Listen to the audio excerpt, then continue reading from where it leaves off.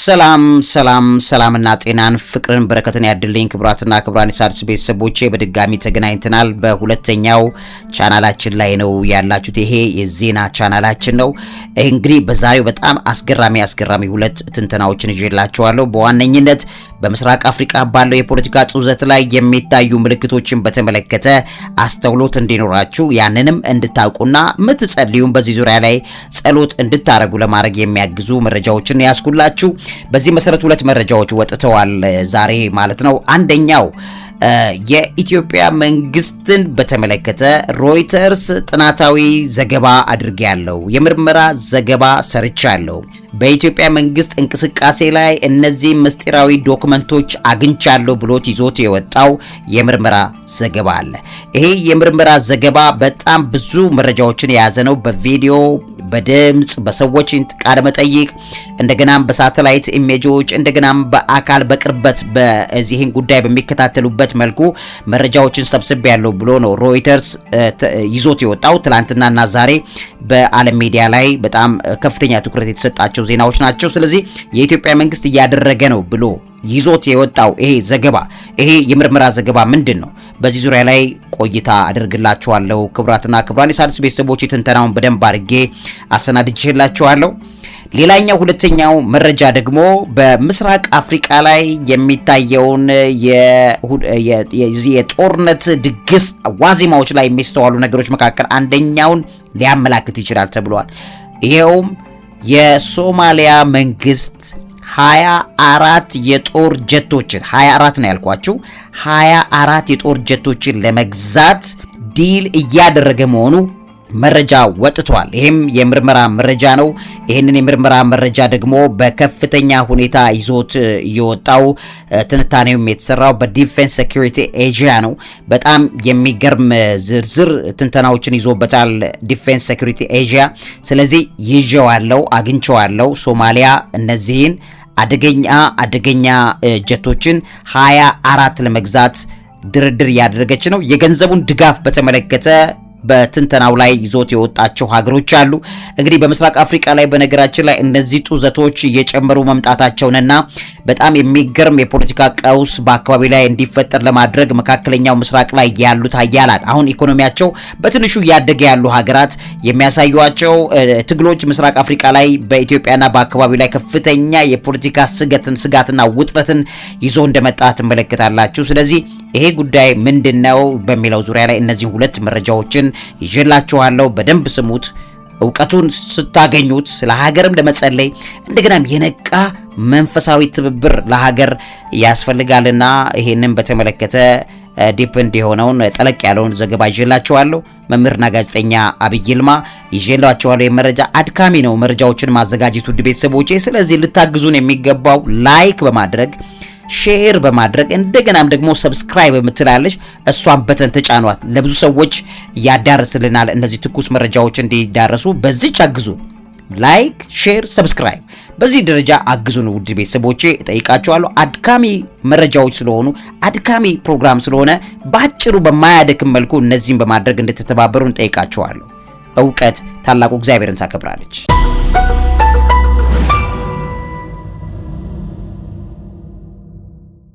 እንግዲህ ክብራትና ክብራን የሣድስ ቤተሰቦቼ ከሶማሊያው መረጃ ልጀምርላችሁ።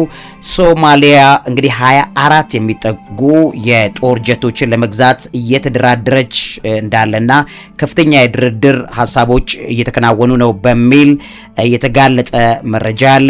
በተለይም ይሄ ምስራቅ አፍሪካን የፖለቲካ አንድምታ ሪሼፕ ያደርገዋል በሚል ይዞ የመጣ መረጃ ነው።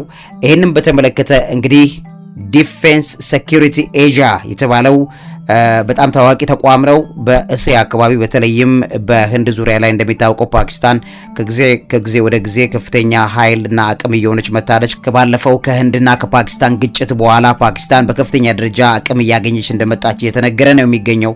እንደሚታወቀው የፓኪስታን ጀቶችም በወቅቱ የህንድ ጀቶች ላይ የበላይነት በማግኘታቸው የተነሳ በከፍተኛ ሁኔታ አሁን የፓኪስታን ጀቶች በዓለም ላይ በጣም ተፈላጊ የሆኑ ይገኛሉ። ስለዚህ ሶማሊያ 24 የሚጠጉ JF-17 ተንደር ብሎክ 3 የሚባሉ የጦር ጀቶች አሉ። እነዚህ 24 የሚጠጉት ጄኤፍ 17 ተንደር ብሎክ 3 የተባሉት የጦር ጀቶችን ለመግዛት እየተደራደረች ነው የሚለው ነገር መረጃው ወጥቷል። እንግዲህ ይሄን በተመለከተ የአየር ኃይል መልሶ ግንባታን በተመለከተ ሶማሊያ ላድርገው ይገባኛል፣ የተፎካካሪ ሀገር ሆና ኢትዮጵያ ምንም አቅም የለኝም በዚህ ሰዓት ላይ ኢትዮጵያ ደግሞ በከፍተኛ ደረጃ የጦር አቅሟን እያደራጀች ነው ያለችው፣ ስለዚህ ያሰጋኛል በሚል እነዚህን የጦር ጀቶች ለመግዛት እንደወሰነች እየተነገረ ይገኛል። ይህ ግዢ እንግዲህ ከቀዝቃዛው የዓለም ጦርነት ማብቂያ በኋላ የፈረሰውን የሶማሊያ አየር ኃይል በዘመናዊ መንገድ መልሶ ለመገንባት የታለመ እንደሆነ እየተነገረ ይገኛል። ሶማሊያ የሀገሪቱን ሰማይና ሰፊ የባህር ጠረፏን በራሷ አቅም ለመጠበቅና የባህር ላይ ዘረፋንም ለመከላከል እንደምትፈልግ እየተነገረ ይገኛል። ይሄን በተመለከተ እንግዲህ በሁለቱ ሀገራት መካከል የሚደረገው ድርድር በፈረንጆቹ 2026 ስምምነት ላይ ይደርሳል በፓኪስታንና በሶማሊያ መካከል ተብሎ እየተነገረ ይገኛል። እንግዲህ ይሄ ግዢ ሶማሊያ ላይ ተጥሎ የነበረ የጦር መሳሪያ ማዕቀብ አለ። ያ ማዕቀብ ተነስቷል እንደሚታወቀው በቅርብ ጊዜ። ከዛ በኋላ የተደረገ በጣም ትልቅ ወታደራዊ እንቅስቃሴ ነው ተብሎ ነው እየተነገረ ያለው። ጄኤፍ 17 ብሎክ 3 የተባለው አራተኛው ትውልድ ተብሎ የሚመደቡ ዘመናዊ የጦር ጀቶች ናቸው። ውድ ቤተሰቦቼ ከዘመናዊ ዓለም አቀፍ ዓለም ላይ በጣም ኢንፍሉዌንሻል ከሆኑ የጦር ጀቶች መካከል የሚመደብ እንደሆነ ተነግሯል። ኢትዮጵያም በተመሳሳይ መልኩ እነዚህን ጀቶች ከዚችው ሀገር ከፓኪስታን ለመግዛት በከፍተኛ ሁኔታ ኢትዮጵያ እየተደራደረች እንዳለች እየተነገረ ነው። በጣም በርካታ ጀቶችን የጦር ጀቶችን ኢትዮጵያም ልትገዛ መሆኑ ታውቀዋል። እንግዲህ ይሄ ጀት ራዳር ሲስተሙን በተመለከተ እጅግ በጣም የላቀ KLJ 7A የተባለ አክቲቭ ኤሌክትሮኒክሊ ስካንድ አሬ የሚባል AESA የተባለ ራዳር የተገጠመለት ነው እና በጣም በሚገርማችሁ ሁኔታ ይሄ አውሮፕላን በሰዓት እስከ 1.6 ማክ ያክል ማለት ነው። ማክ 1.6 ማለት በMACH የሚባለው ማክ የሚባለው በአውሮፕላኖች ፍጥነታቸው የሚለካበት ሳይንስ ነው እና በዚህ ሲታይ 1.6 ፍጥነት መብረር ይችላል። በጣም ፈጣን ከሚባሉት መካከል እንደሚገኝ እየተነገረ ይገኛል። የመዋጋት ርቀትን በተመለከተ ያለ ተጨማሪ ነዳጅ 1350 ኪሎ ሜትር በላይ ርቀት ተጉዞ መውጋት የሚችል አውሮፕላን እንደሆነ እየተነገረ ይገኛል።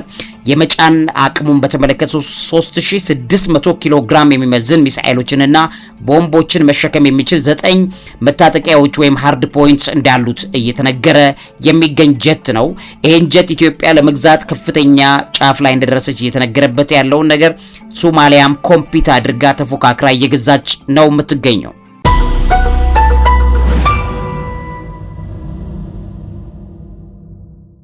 እንግዲህ ውድ ቤተሰቦቼ ይሄ ጀት ከእይታ ውጪ ያሉ ኢላማዎችን መምታት የሚችሉ PL-15 ሚሳኤሎችን የመታጠቅ አቅም እንዳለው ይነገራል።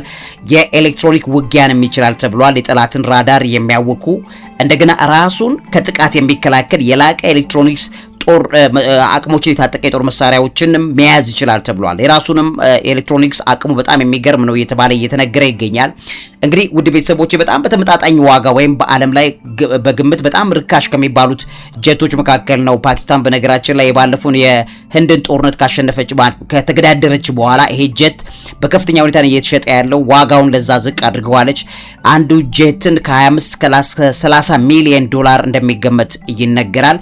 ለዚህ ግዢ እንግዲህ የፋይናንስ ድጋፍን ለማድረግ ኳታር የገንዘብ ድጋፍና ሳዑዲ አረቢያ እገዛ ሊኖር እንደሚችል ሪፖርቶች እያመላከቱ ይገኛሉ። ሶማሊያ እንድትገዛ ለማድረግ ኳታርና ሳዑዲ አረቢያ እገዛ እያደረጉላት ነው ተብሎ እየተነገረ ይገኛል። የኢትዮጵያን እንደዚህ አይነት የጦር ጀቶችን በተለይም ደግሞ ዩናይትድ አረብ ኤሚሬትስ ለኢትዮጵያ 20 የሚጠጉ ሚራጅ የሚባሉት የፈረንሳይ ሰራሽ ጀቶችን ለኢትዮጵያ ልትሰጥ ነው የሚለው ዜና በጣም ብዙ አየሩን እንዳወቀው ይታወቃል። በዚህ አካባቢ ላይ እንግዲህ ኢትዮጵያን ጨምሮ በዚህ አካባቢ ላይ ያሉ የጦር አቅም ያላቸው ሀገራት በጠቅላላ ከፍተኛ አቅም ይዘው እየመጡ ነው የሚገኙት። ስለዚህ ኢትዮጵያንም ለመገዳደር የሚያስችለው ዘመቻ ኢትዮጵያም የበለጠ የላቀ ዝግጅት እንድታረግ ሊያረጋት ይችላል የሚለው ነገር እየጨመረ እንዳለ መመልከት ይችላላችሁ። እንግዲህ በዚህ የሶማሊያ ፓይለት ጀቶችን ለመንዳት ከ1 እስከ 2 ዓመት የሚፈጅ ስልጠና እንደሚያስፈልጋቸው ተገልጿል። ስለዚህ ቀላል አይደለም፣ ደንዝዟል ሀገሪቱ።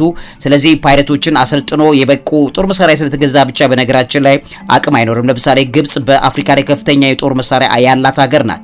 ነገር ግን በጦር ኃይል እና በልምድ ሲታይ ደግሞ ኢትዮጵያ በአፍሪካ አንደኛ እንደሆነች ይነገራል። ምክንያቱም ኢትዮጵያ ፕራክቲካሊ የግብጽን ያክል የጦር መሳሪያ አቅም ባይኖራትም በተግባር የተፈተነ የጦር ሰራዊት ያላት ናት። በብዙ የጦርነት አውድማ ውስጥ ኢትዮጵያ ስትሳተፍ ስለቆየች ፕራክቲካሊ በተግባር የተፈተኑ የጦር መኮንኖች፣ የጦር ኃይሎች፣ የጦር ጀቶች፣ የጦር መሳሪያዎችን የምትጠቀም ሀገር ናት በሚል በቶፕ ሊስት ላይ ነው የወጣችው ኢትዮጵያ እንደሚታወቀው።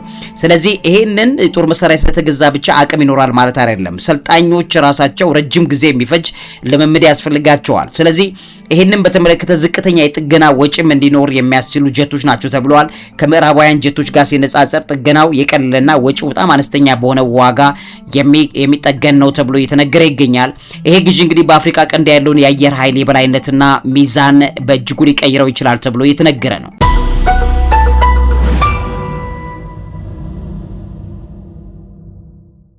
እንግዲህ ውድ ቤተሰቦቼ ቱርክ ለሶማሊያ ድሮኖችን ከማቅረብ ባለፈ የቆዩ ኤፍ16 ጀቶችን በስጦታ የመስጠት ፍላጎት እንዳላትም ከዚህ ጋር ተያይዞ እየተነገረ እንዳለ የሰማን ነው።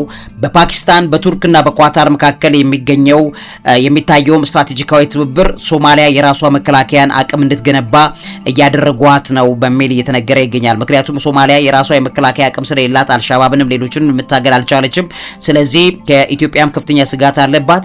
ይሄም በተመለከተ እንግዲህ ሶማሊያ የራሷን የጦር አቅም እንድትገነባ ከፍተኛ የጦር አቅም እንዲኖራት ለማድረግ ከቀዝቀዛው ዓለም ጦርነት በኋላ ይሄ ከፍተኛ ስራ ነው እየተባለ እየተነገረ ነው የሚገኘው። እንግዲህ ይሄንን በተመለከተ የጄኤፍ17ን ግዢ ምዕራባውያን ሀገራት ጥብቅ የፖለቲካ ቅድመ ሁኔታዎችና እገዳዎች የሌሉበት ነው በሚል ለሶማሊያ ይሄ ምቹ እንደሆነ እየተነገረ ያለ ነው። ግዢው ሶማሊያ ግዛታዊ አንድነቷን ለማስከበር ያላትን ቁርጠኝነት ለቀጠናው ሀገራት የሚያሳይ ነው በሚልም እየተነገረ ይገኛል። እንግዲህ ውድ ቤተሰቦቼ ይሄ ጄኤፍ17 በፓኪስታንና በቻይና ትብብር የሚመረት አውሮፕላን ነው። 58 በመቶ በፓኪስታን ሲመረት ቀሪው 42 በመቶ ደግሞ በቻይና ነው ሄዶ የሚገጣጠመው። ስለዚህ የቻይናንም እውቅና ይፈልጋል ማለት ነው። ይሄንም በተመለከተ ቻይናም እውቅና እንደምትሰጥ በተለይ ሶማሊያ ሀገራዊ አንድነቷን እንድትጠብቅ ለማድረግ ቻይና ከሚያግዙት ሀገራት መካከል ይገኛሉ ተብሎ ነው የሚነገረው። ሌሎች ገዢዎችም አሉ እንደሚታወቁ ናይጄሪያ፣ አዘርባይጃን፣ ማያንማርን ጨምሮ ኢትዮጵያንም ጨምሮ ከፓኪስታን እነዚህን ጀቶች በስፋት እየገዙ ነው ያዘዙ ነው ያሉት የሚለውም ጭምር ከዚህ ጋር ተያይዞ የሚነገር ዜና ነው። ጄቱ እንግዲህ በፓኪስታንና በህንድ መካከል የነበረውን ግጭት ወቅት በተግባር ተፈትኖ ውጤታማነቱን ያሳየ በመሆኑ እጅግ ተመራጭ ነው እየተባለ እየተነገረ ይገኛል።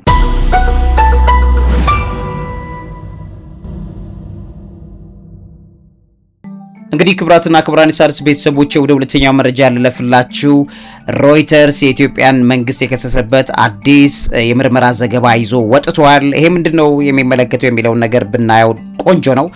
እንግዲህ ኢትዮጵያ በሱዳን ለሚዋጋው የፈጣን ድጋፍ ሰጪ ኃይል ወይም RSF ተብሎ ለሚታወቀው ምስጢራዊ ወታደራዊ ስልጠና ካምፕ መገንባቷ ከዚህ ቀደም ይነገር ነበረ። ማለት ኢትዮጵያ ካምፕ ገንብታለች ልትገነባ ነው የሚል ነገር ይቀርብ ነበረ ማለት ነው። ውስጥ ለውስጥ ነው የሚቀርብ የነበረው። ይህንም በተመለከተ በጊሊያ ፓራቪችን የሚባል ዘጋቢና በሪድ ሌቨንሰን በሚባሉ ሁለት ዘጋቢዎች ሮይተርስ ይዞት የወጣው የምርመራ ዘገባ እንደሚያሳየው ከዚህ ቀደም ይነገር የነበረው ነገር ልክ ነው አረጋግጫለሁ በሚል ይዞት ወጥቷል። እንግዲህ ኢትዮጵያ በጎረቤት ሱዳን ለሚንቀሳቀሰው የፈጣን ድጋፍ ሰጪ ኃይል RSF ታጣቂ የሚሆን ምስጢራዊ የወታደራዊ ስልጠና ካምፕ ማዘጋጀቷ ተገልጿል። ካምፑ የሚገኘው በኢትዮጵያ ምዕራባዊ ክፍል በቤኒሻንጉል ጉሙዝ ክልል ነው።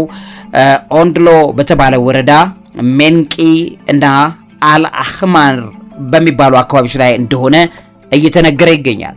ይሄ ስልጠና ጣቢያ እንግዲህ ከታላቁ የኢትዮጵያ ህዳሴ ግድብ በግምት 100 ኪሎ ሜትር ርቀት ላይ የሚገኝ የስልጠና ካምፕ በመሆኑ ስጋት የሚፈጥር ነው በሚል የሮይተርስ ዘገባ በዚህ ዙሪያ ላይ መረጃውን አረጋግጫለሁ። ከዚህ ቀደም ውስጥ ለውስጥ ይወራ የነበረው ነገር ልክ ነው አረጋግጫለሁ ብሎ ይዞት ወጥቷል።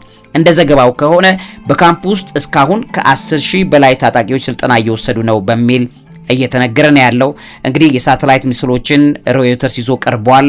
ከትላንት ወዲያ የወጣ ጥናታዊ ዘገባ ነው። በነገራችን ላይ ጥር 22 2026 የተነሱ የሳተላይት ምስሎች በመቶዎች የሚቆጠሩ ድንኳኖችንና ከፍተኛ የተሽከርካሪ እንቅስቃሴዎችን በካምፕ ውስጥ ያሳያል። ቪዲዮም ጭምር አለ ማለት ነው።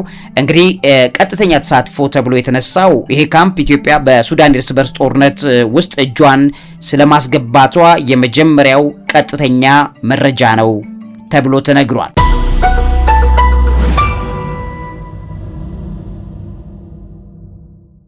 እሱ ብቻ አይደለም ውድ ቤተሰቦቼ እንግዲህ ከሰልጣኞቹ በዋናነት ሮይተርስ ይዤ ወጥቻለሁ አጥንቼ ጥናታዊ ዘገባን ይዤ መጥቻለሁ ብሎ በሚያሳየው ጥናት ላይ ኢትዮጵያውያን በዋነኝነት ይገኙበታል በሚል መረጃውን ይዟል። የደቡብ ሱዳንና የሱዳን ዜጎችም ጭምራሉበት። በተለይ የኤስፒኤልኤምኤን ታጣቂዎችም በዚህ ውስጥ እንደሚገኙ መረጃውን አግኝቻለሁ በሚል ይዞ ወጥቷል። ከዛ ውጪ የውጭ ቅጥረኞችም እንዳሉበት በካምፕ ውስጥ የሚያሳይ መረጃ ሮይተርስ በጥናቴ ላይ አካትቻለሁ ብሏል። በስልጠናው ላይ ከደቡብ ሱዳንና ከኮሎምቢያ እንደ ኮሎምቢያ ያሉ የላቲን አሜሪካ ሀገራት የመጡ ቅጥረኛ ወታደሮችም እንደሚሳተፉበት ምርመራ ዘገባው ያሳያል ይላል። ከዛ የተባበሩት አረብ ኤሚሬትስ ሚናንም በግልጽ ካምፑ ውስጥ ያለው ነገር ያሳያል። ለካምፑ የሚያስፈልጉ ወታደራዊና የሎጂስቲክ አቅርቦቶች በዩናይትድ አረብ ኤሚሬትስ እንደሚሸፈኑ እንዲሁም ደግሞ ሀገሪቱ ከበስተጀርባ ድጋፍ እንደምታደርግ በግልጽ መረጃውን አግኝቼዋለሁ በሚል አስቀምጦታል። ከዛ ውጪ የአየር ማረፊያ ግንባታን በተመለከተ በካምፑ አቅራቢያ የሚገኝ አንድ የአየር ማረፊያ ለአርኤስኤፍ አቅርቦት እንዲመች ታስቦ እየተገነባ ነው የሚገኘው። ወጪውም በዩናይትድ አረብ ኤሚሬትስ የተሸፈነ ነው በሚል እየተነገረ ይገኛል። እንግዲህ የካምፑን ግንባታና ዝግጅት የኢትዮጵያ መከላከያ ኢንቴሊጀንስ መምሪያ ኃላፊ የሆኑት ጀነራል ጌታቸው ጉዲና በበላይነት እንደሚመሩትም ይሄው የሮይተርስ ዘገባ ይዤው አለው ብሎ የሚያሳየው መረጃ ያመላክታል። የአቅርቦቶችን መስመርንም እዚህ ላይ ያካትታል። ለታጣቂዎቹ የሚሆኑ ግብአቶች በበርበራ ማለትም በሶማሌላንድና በሞምባሳ ኬንያ ወደቦች በኩል አልፈው ወደ ኢትዮጵያ እንዲገቡ እየተደረጉ ነው ያለው የሚለውንም ጥናቱ ይጠቁማል። የድሮን ጣቢያዎችንም በተመለከተ የሚናገረው መረጃ አለው።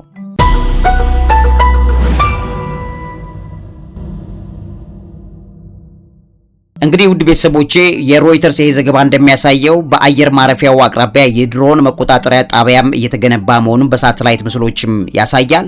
የጦር መሳሪያዎችም ደግሞ በካምፕ ውስጥ የውጊያ ተሽከርካሪዎች፣ የመድፍ መሳሪያዎች፣ የኤሌክትሮኒክስ መገናኛዎችን የሚያውኩ ወይም ጃሚንግ ዲቫይስስ በጣም ከባድ የሚባሉ ጦር መሳሪያዎች በዚህ ካምፕ ላይ ይገኛሉ በሚል ሮይተርስ ይዞት ወጥቷል። የጥቃቱ አቅጣጫም በተመለከተ የሰለጠኑት ታጣቂዎች በሱዳን ሰማያዊ አባይ ወይም ብሉ ናይል ግዛት የሚገኘው የሱዳን ጦርን ለማጥቃት እንደሚሰማሩም ይጠበቃል በሚልም መረጃው እዚህ ላይ ያካትታል። የመረጃ ልውውጥን በተመለከተ በኢትዮጵያ ጦር በአርኤስኤፍ እና በአብዱልአዚዝ አልሂሉ በሚመራው የኤስፒኤልኤምኤን ቡድን መካከል ወታደራዊ የመረጃ ትብብር እንዳለም ጭምር ይጠቁማል። እንግዲህ የኢትዮጵያ መንግስት ኮሚኒኬሽንና የመከላከያ ሰራዊት ለቀረበባቸው ጥያቄ እስካሁን ይፋዊ ምላሽ አልሰጡኝም በሚል ሮይተርስ በዚህ ጥናታዊ ዘገባው ላይ ይዞት መጥቷል። የዩናይትድ አረብ ኤሚሬትስን ምላሽ በተመለከተ ያሳያል።